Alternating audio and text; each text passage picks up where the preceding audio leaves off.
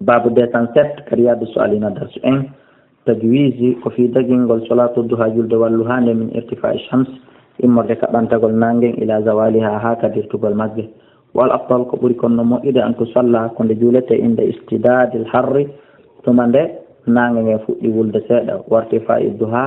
إكا بان تقول واللهاء عن زيد يتام أي زيد بن أرقم رضي الله عنه أنه كان قرآوي قومني بيصلون بجولين من الضحى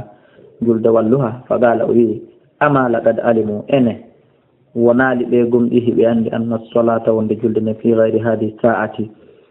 ko e tana o sa'ido afdal ɓuri moƴƴude ko juulugol harana o sa'ido ɓuri moƴƴude ɓe kan anda ɗum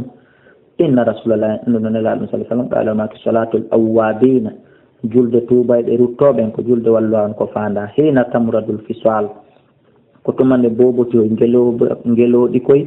immoto kaɗede bimana saabu wulugol jaarendi ni waalo hana kon ko wula immo ɗaɓɓa ɗowdi o ko ɗon ko hana juulede rawahu muslim tarmadu bi fatihi ta'i wal mimu wa bid-da'idi al mu'jama sabu o ɗo daadi